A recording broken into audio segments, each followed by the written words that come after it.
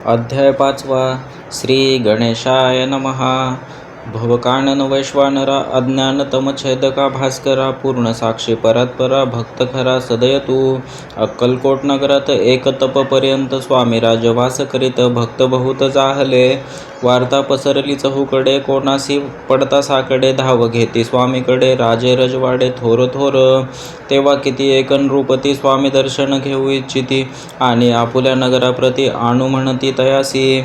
बडोद्या माझी त्या अवसरी मल्हारराव राज्याधिकारी एकदा तयाचे अंतरी विचार ऐसा पातला. दिवाण आणि सरदार मान करी तैसे थोर थोर बैसले असता समग्र बोले नृपवर तयाप्रती.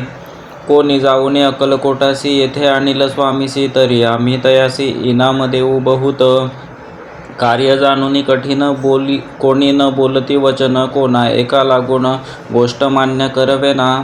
तेव्हा तात्यासाहेब सरदार होता योग्य आणि चतुर तो बोलता झाला उत्तर नृपा लागी परियसी. आपुली जरी इच्छा ऐसी स्वामी ते आणावे वटपुरीसी तरी मी आणीन तयासी निश्चय मानसी असो द्या. ऐसे कोणी उत्तर संतोषला तो नृपवर तैसी सभा ही समग्र आनंदित झाली. नृपतीसह सकळ जणे त्यापरी तात्यासी सन्माने गौरवोनी मधुर वचने यशस्वी हो म्हणती तया.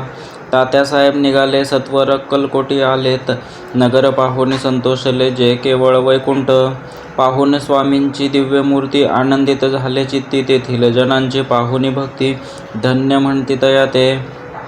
अक्कलकोटीच्या नृपती स्वामी चरणी त्यांची भक्ती राजघराण्यातील युवती त्याही करीती स्वामी सेवा.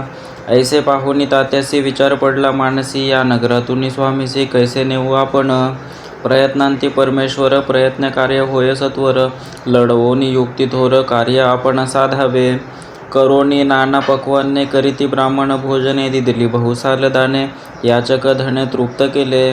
स्वामीची या पूजेप्रती नाना द्रव्य समर्पिती जेणे सेवेकरी संतुष्ट होती ऐसे करीती वर सर्वदा.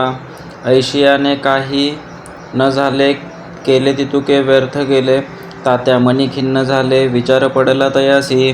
मग लढविली एक युक्ती एकांती गाठुनी चोळप्पा प्रती त्याज लागी विनंती करीती बुद्धिवाद सांगती त्या. जरी तुम्ही समर्थासी घेऊन याल बडोद्यासी मग मल्हारराव आदरेसी इनाम देतील तुम्हा ते. द्रव्येन सर्वे वशा चोळपासी लागली आशा तयाच्या अंतरी भरवसा जहागिरीचा बहुसाल. चोळपाने कर जोडूनी विनंती केली मधुर वचनी कृपाळू होऊनी समर्थांनी बडोद्याप्रती चलावे.